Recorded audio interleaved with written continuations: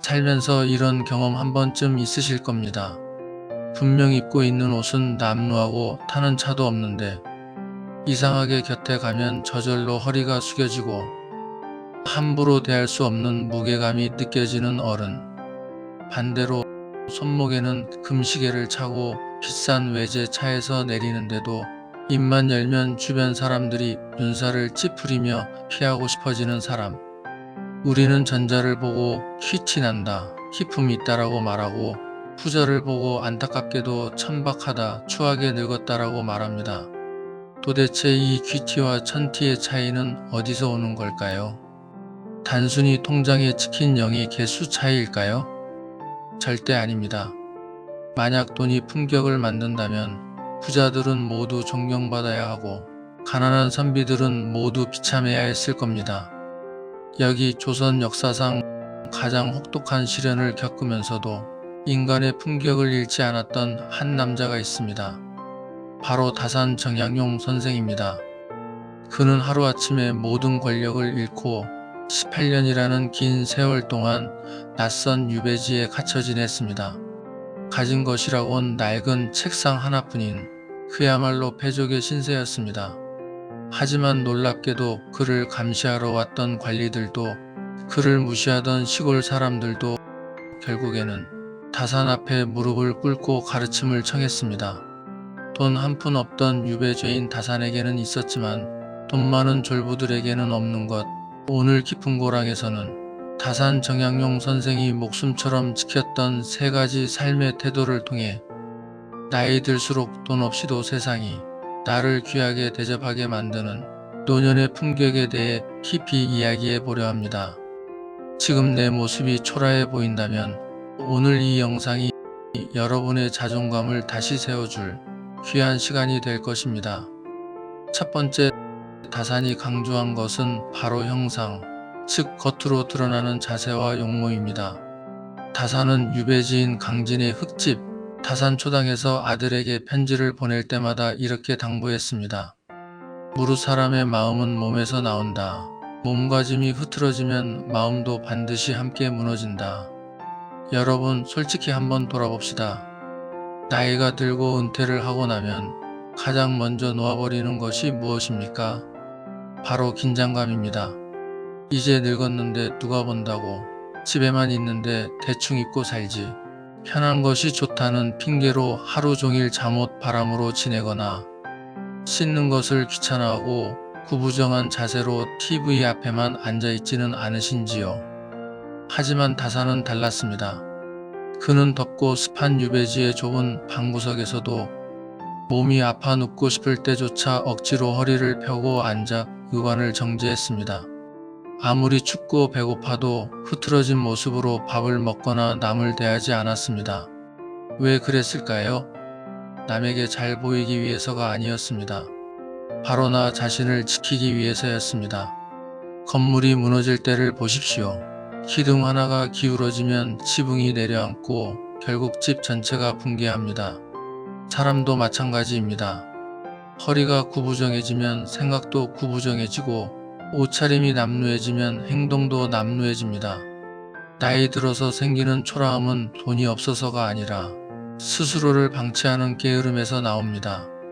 우리가 다산에게 배워야 할 것은 비싼 명품 옷을 사입으라는 허영심이 아닙니다. 바로 단정함이라는 무기입니다. 아침에 일어나 찬물로 세수를 하고 머리카락을 단정히 빗어 넘기는 것, 비록 시장에서 산 저렴한 옷이라도 깨끗하게 빨아다려 입는 것, 걸을 때 힘들더라도 의식적으로 어깨를 펴고 발을 끌지 않고 걷는 것, 식사할 때 쩝쩝 소리를 내거나 국물을 흘리지 않고 정갈하게 수저를 드는 것, 이 사소한 것들이 모여 분위기를 만듭니다. 젊은 사람들은 노인의 주름을 보는 게 아니라 그 노인의 깔끔한 옷깃과 단정한 눈빛을 봅니다. 내가 나를 귀한 손님처럼 대접해야 세상도 나를 귀하게 대접합니다. 오늘 거울 앞에 한번 서보십시오. 거울 속에 나는 지금 어떤 자세를 하고 있습니까? 꼿꼿한 허리와 단정한 옷차림, 이것이 바로 돈 한 푼 들이지 않고 얻을 수 있는 최고의 큐티입니다. 두 번째로 다산이 경계했던 것은 바로 입, 즉 말의 무게입니다. 그는 평생 구업, 즉 입으로 짓는 죄를 가장 무서워했습니다. 다산의 어록 중에는 이런 말이 있습니다. 말을 많이 하지 말라. 말이 많으면 반드시 실수가 따르게 마련이다. 남의 허물을 말하지 말라. 그 허물이 돌고 돌아 결국 나에게로 화살이 되어 돌아온다. 나이가 들면 생기는 슬픈 고질병 중 하나가 바로 말이 많아지는 것입니다. 왜 그럴까요? 외로워서 그렇습니다. 내 이야기를 들어줄 사람이 없으니 누군가 붙잡으면 봇물 터지듯 말이 쏟아져 나옵니다. 또 내가 살아온 경험을 하나라도 더 가르쳐주고 싶은 노파심 때문에 그렇습니다. 하지만 냉정하게 생각해 보아야 합니다. 안타깝게도 우리가 좋은 의도로 하는 그 조언들이 젊은 세대나 자식들에게는 그저 지겨운 잔소리나 자기 자랑으로 들릴 때가 많습니다. 모임에 나가서도 마찬가지입니다. 침묵을 견디지 못하고 내 자식 자랑, 돈 자랑, 왕년의 무용담을 늘어놓는 순간 사람들의 표정은 굳어지고 마음의 문은 닫힙니다. 다산은 유배지에서 제자들을 가르칠 때도 필요 없는 잡담을 엄격히 금했습니다. 대신 그는 경청을 가르쳤습니다. 몸을 기울여 듣는다는 뜻입니다. 진정한 어른의 품격은 닫힌 입과 열린 귀에서 나옵니다. 어느 모임에 가든 가장 존경받는 사람은 말을 가장 많이 하는 사람이 아니라 가장 잘 들어주는 사람입니다. 내가 하고 싶은 말이 목구멍까지 차올라 혀끝을 간지릴 때 다산의 가르침을 떠올리며 꿀꺽 삼켜 보십시오. 그리고 그 대신 상대방의 눈을 맞추고 고개를 끄덕여 주십시오. 그랬구나. 자네 참 힘들었겠네. 대단하네. 이 짧은 추임새가 100마디 훈계보다 훨씬 더 깊은 울림을 줍니다. 말을 독점하는 사람은 그 자리에선 주인공 같지만 집에 돌아가면 아무도 찾지 않습니다. 뒤에서 그 노인네 말 참 많네라며 흉을 봅니다. 하지만 침묵을 지키며 남의 아픔을 들어주는 사람은 헤어지고 나면 자꾸만 생각나고 밥이라도 한 끼 더 사주고 싶은 사람이 됩니다. 침묵은 금이라고 했습니다.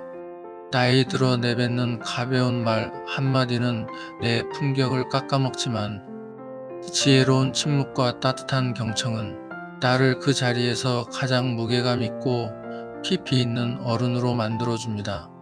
마지막 세 번째, 다산 정약용이 그토록 길고 혹독했던 18년의 유배 생활을 버티고 오히려 위대한 학자로 거듭날 수 있었던 결정적인 힘입니다. 바로 고독을 즐기는 힘. 다산은 이것을 신독이라고 불렀습니다. 홀로 있을 때도 삼가고 스스로를 단속하며 내면을 채운다는 뜻입니다. 많은 분들이 은퇴 후 가장 견디기 힘들어하는 것이 바로 외로움입니다. 직장도 없고 자식들도 떠나고 배우자와도 대면대면해진 텅 빈 집. 그 정막이 두려워 전화기를 만지작거리거나 하루 종일 TV를 켜두어 소음을 채우거나 의미 없는 술자리를 찾아다니며 시간을 때우는 분들이 많습니다. 하지만 여러분, 외로움과 고독은 다릅니다. 외로움은 혼자 있는 고통을 표현하는 말이고 고독은 혼자 있는 즐거움을 표현하는 말이라고 했습니다. 다산에게 유배지의 고독은 형벌이 아니라 기회였습니다. 그는 세상의 소음이 차단된 그 절대 고독의 시간을 이용해 500권이 넘는 책을 읽고 썼으며 자신의 지난 삶을 돌아보고 깊이 사색했습니다. 나이듦이 주는 가장 큰 축복은 무엇일까요? 바로 인생 숙제 다 끝내고 온전히 나만의 시간이 생긴다는 것입니다.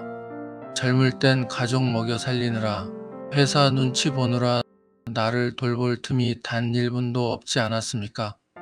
이제야 비로소 나를 위해 쓸 수 있는 귀한 시간이 선물처럼 주어졌는데 왜 그 시간을 남에게 의지하며 외로워하십니까? 이 시간을 허비하지 마십시오. 다산처럼 책을 한 줄 읽어도 좋고 평생 미뤄왔던 악기를 배워도 좋고 조용히 뒷산을 산책하며 흙냄새를 맡아도 좋습니다.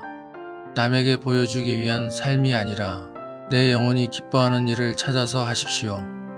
혼자서도 시간을 잘 보내는 사람은 남에게 집착하지 않습니다. 자식에게 왜 전화 안 하냐 서운해할 일도 없고, 친구에게 놀아달라 매달릴 일도 없어집니다. 내면이 꽉 찬 사람은 얼굴에서 빛이 납니다. 여유가 흐르고 굳이 말하지 않아도 단단한 내공이 느껴집니다. 사람들은 본능적으로 그런 사람 곁에 머물고 싶어 합니다. 외로움을 징징거림이 아닌 고귀한 고독으로 승화시키는 것, 그것이 바로 다산이 우리에게 보여준 노년의 마지막 비결입니다. 살다 보면 돈이 없을 수도 있습니다. 몸이 예전 같지 않아 아플 수도 있습니다. 하지만 지갑이 얇아졌다고 해서 내 품격까지 얇아져야 하는 것은 아닙니다. 다산 정약용 선생은 그 척박한 유배지에서도 죄인의 신분으로도 흐트러짐 없는 자세, 신중한 언행, 그리고 고독을 사랑하는 태도로 조선 역사상 가장 존경받는 스승이 되었습니다. 우리네 인생 이제 겨우 황혼에 접어들었습니다. 늦지 않았습니다. 오늘부터라도 거울을 보며 허리를 한 번 더 펴고 쓸데없는 말은 삼키고 혼자 있는 고요한 시간을 사랑해 보십시오. 돈으로 치장하지 않아도, 명함이 없어도 존재 그 자체만으로 향기가 나는 아름다운 어른이 되실 겁니다.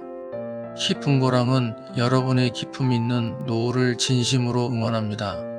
오늘 다산의 가르침이 마음에 와닿으셨다면 구독과 좋아요 부탁드리며 주변의 소중한 분들께도 이 영상을 공유해 품격을 함께 나눠보세요.